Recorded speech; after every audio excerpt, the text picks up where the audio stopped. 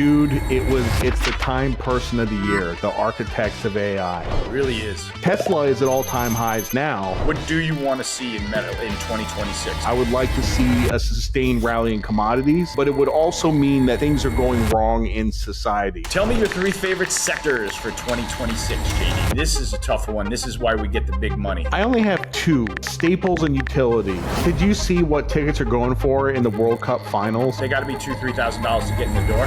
50,000. Wait, what?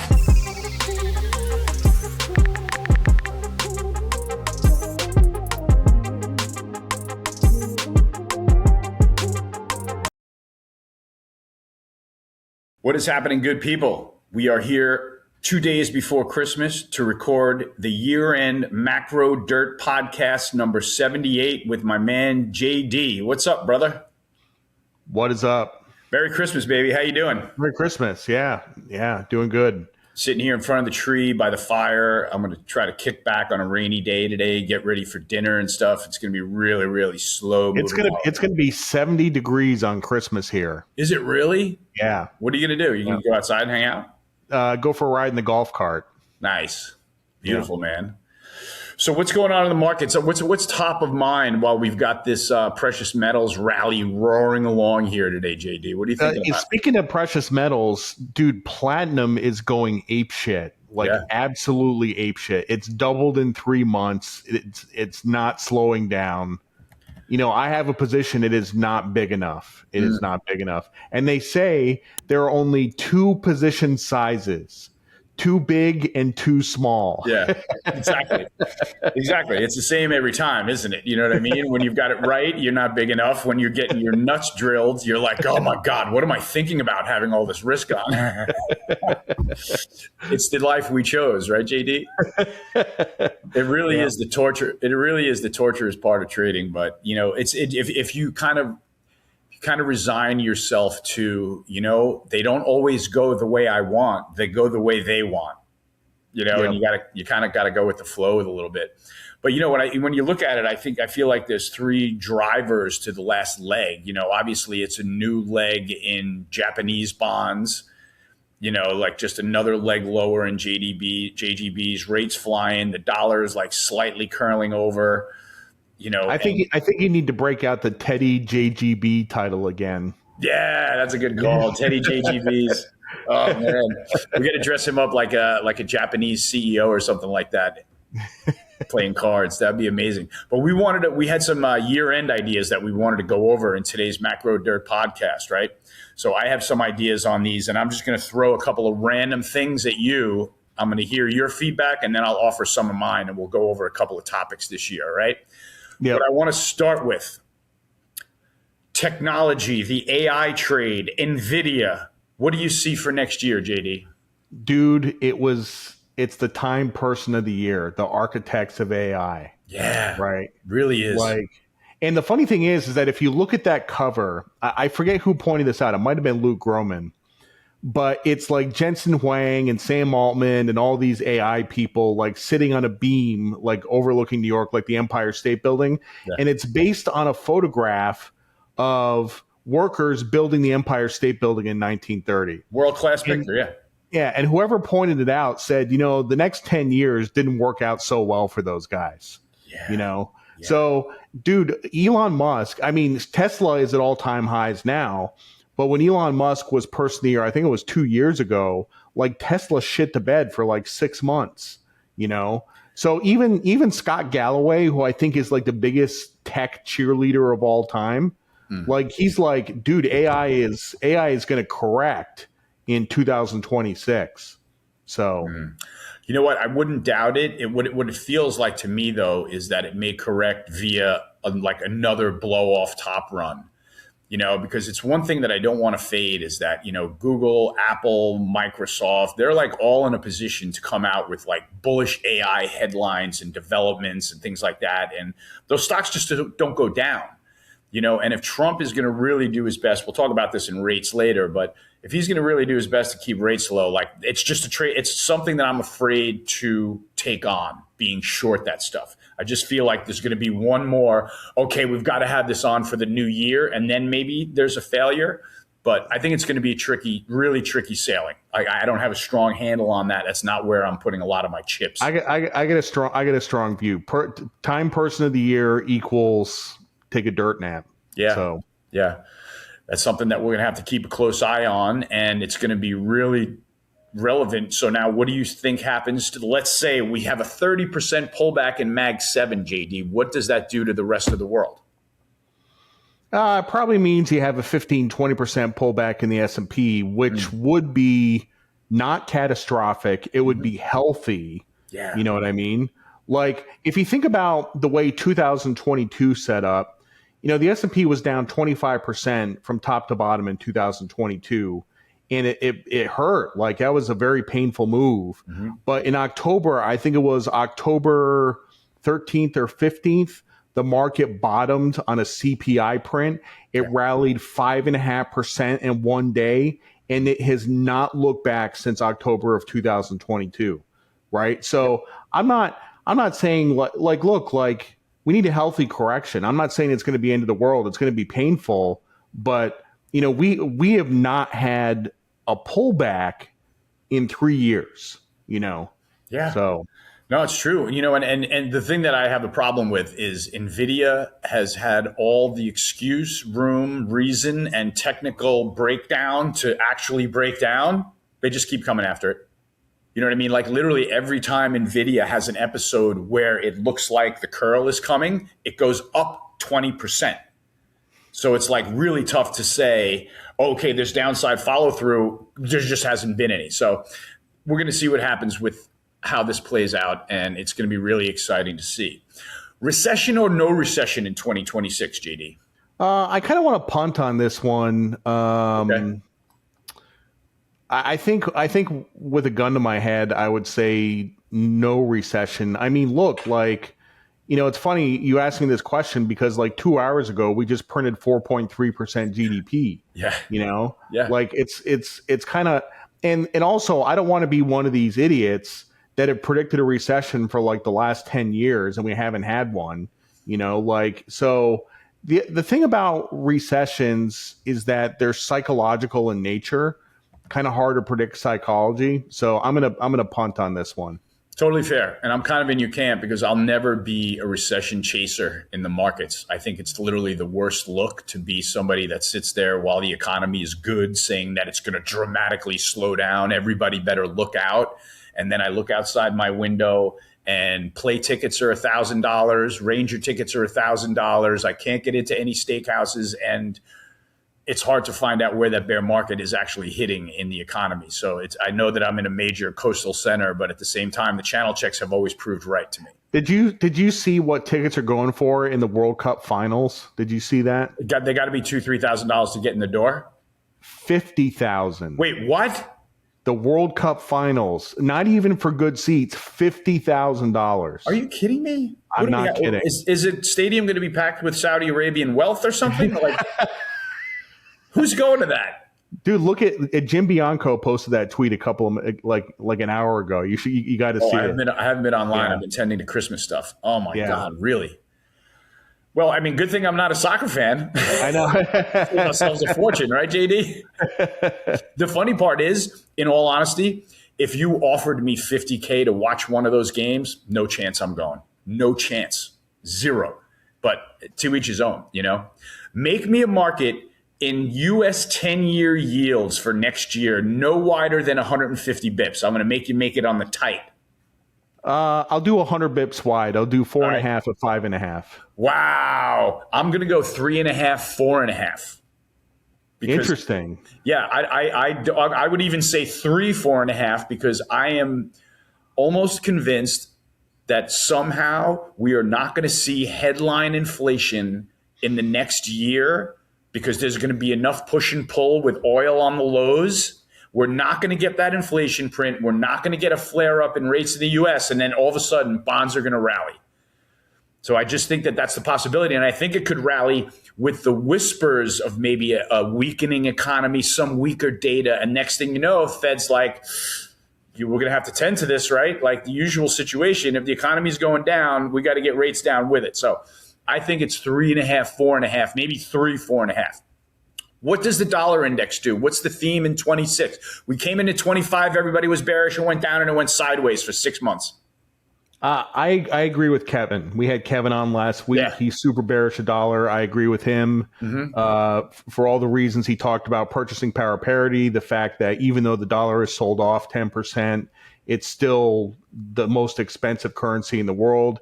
It's cheap to go to Japan. It's cheap to go to Europe. We have all these, dude. You know what's funny is like I go on Facebook and I look at like my high school friends, and they're very middle class people, like just straight down the middle, like middle class people, and they're taking these extravagant vacations in Europe because it's so cheap.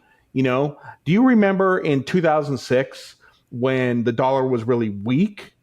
Yeah. And we had all these Germans and French and all these people like in Times Square, all the Europeans coming to the U.S. Yeah. We were tripping over them. I believe in purchasing power parity, and I also agree with Kevin's thesis that if AI takes a shit, you're going to see capital flight. You're going to see money coming out of U.S. markets going someplace else. So I'm very bearish on the dollar for 2026. That's a good point. All I have to offer is the technical side of it, where it looks like it's breaking down again after a long period of consolidation, and what we can see is a little bit of a bear market. So I'm going to lean with you that I think it goes lower. I'd love to see it get as low as 80 or something like that, because I think that would absolutely juice the metals trade like we haven't seen yet. Yeah, you know what I mean? That gives us the parabola in metals. Yep. You know, that's finally it.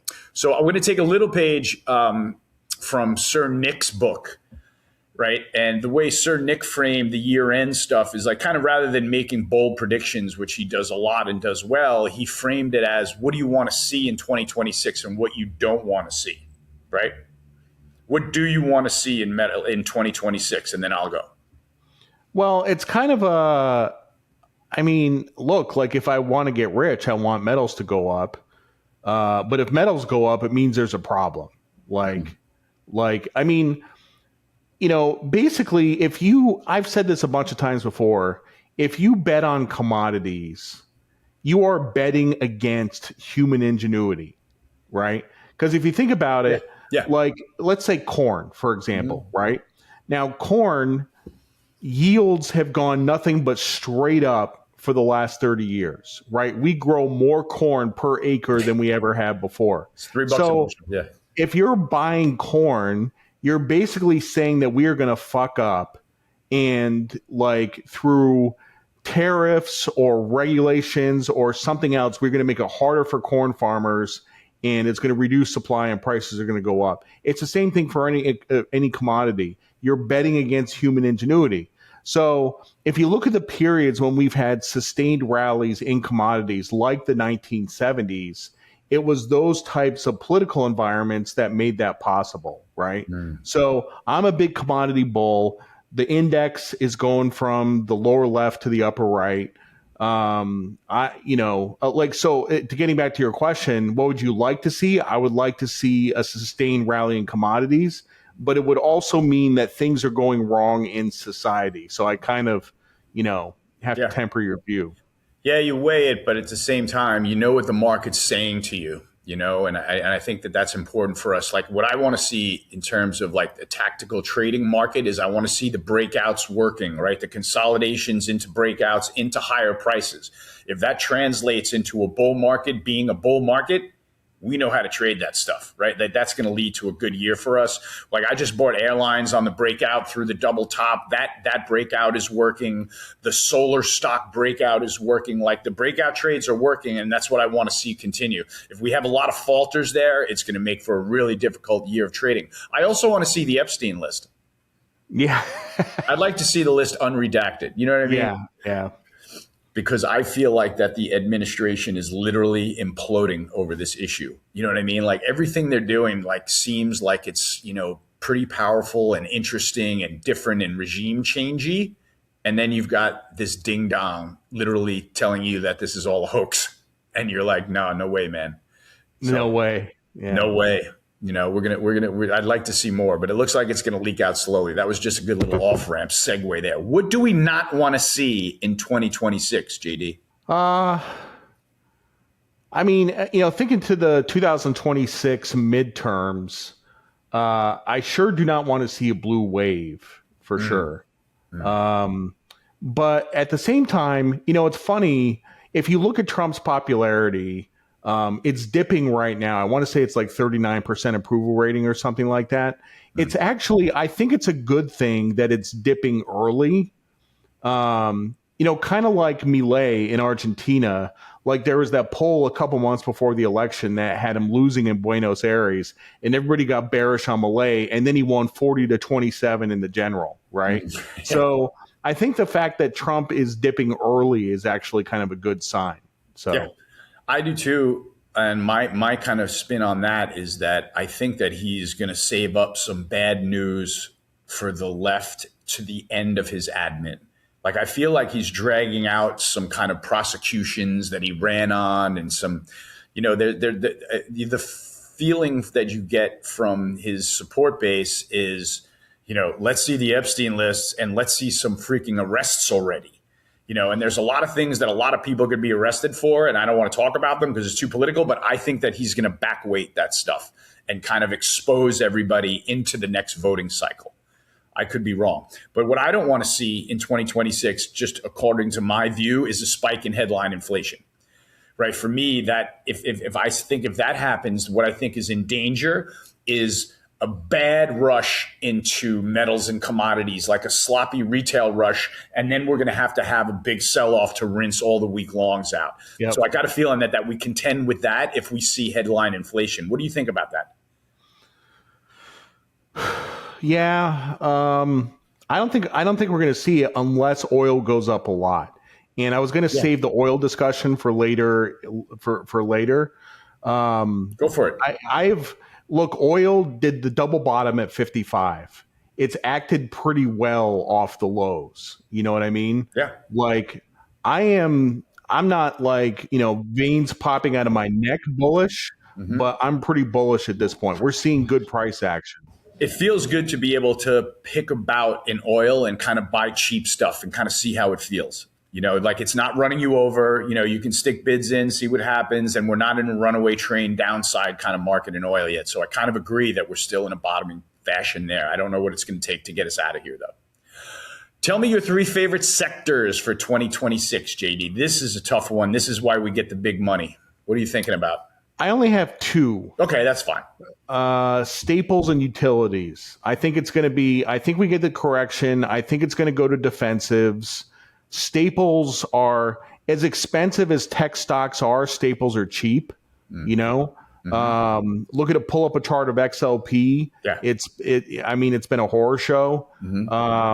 So, Walmart, Procter and Gamble, all that stuff. Like I'm pretty, I don't want to say I'm bullish on Staples. I don't have a position in Staples, but I think it's going to go to defensives this year. So interesting. I'm thinking I'm hanging a lot of weight on the sort of change in the portfolio allocations to metals and things. The fact that those were at the top of the leaderboard as we sorted out of the tariff tantrum.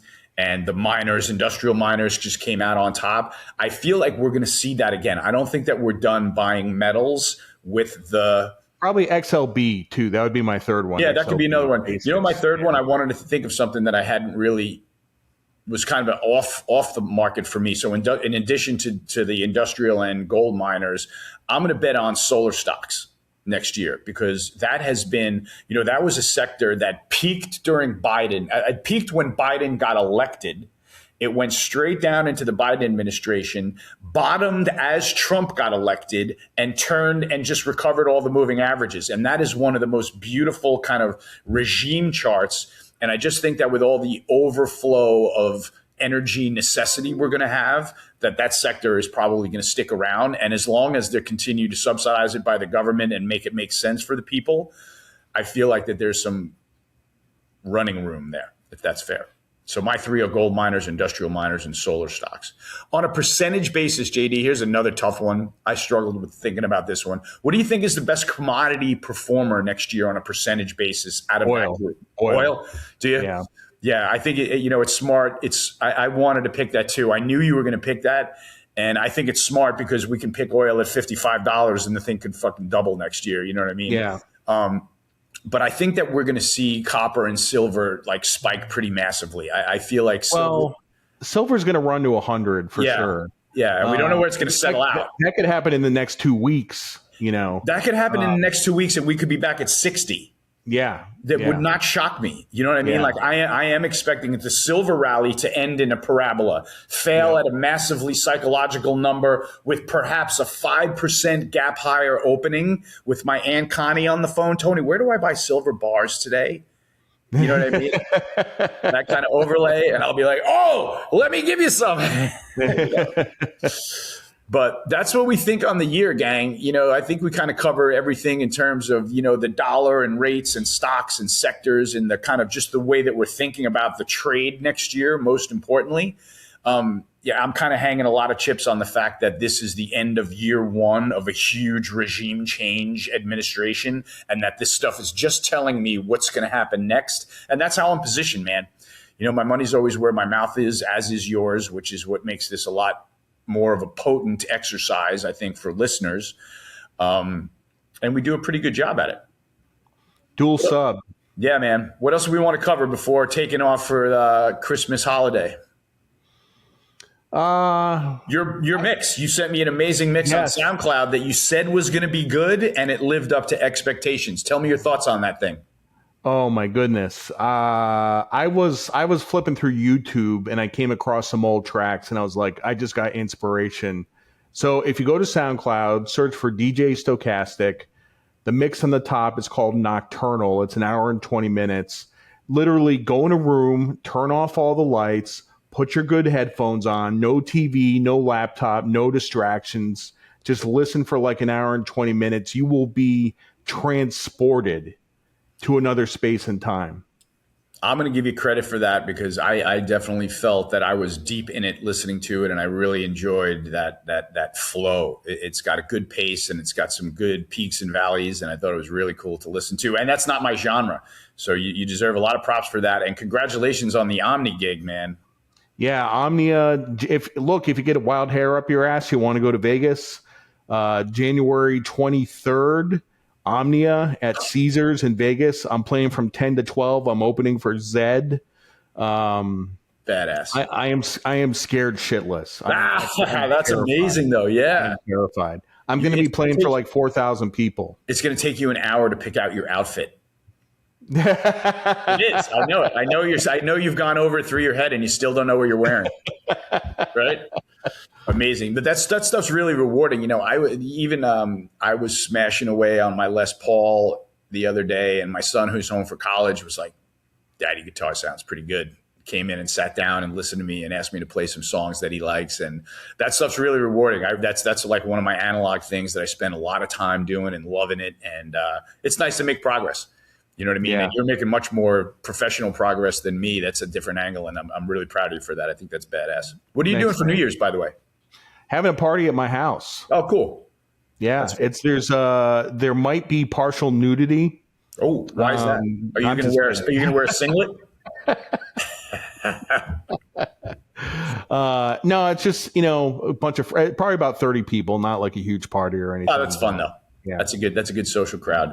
I'm going to probably go to 2 or 3 fish shows and then pull the air out of the ball on New Year's Eve and take a. Are they doing the Baker's Dozen? No, they do what they call is they call it the MSG run, where they do the last 4 nights of the year. The last show is on New Year's Eve, and the reason I'm not going is last year's New Year's Eve show was such a stinker that I don't want the risk of it. And they're like my favorite band, but I'm happy to be critical about them when they don't do something that's really exciting or fulfilling. Yeah. So I'm going to go blast 2 or 3 shows and then kind of just chill out and really look forward. I have a crazy busy January into the conference in February.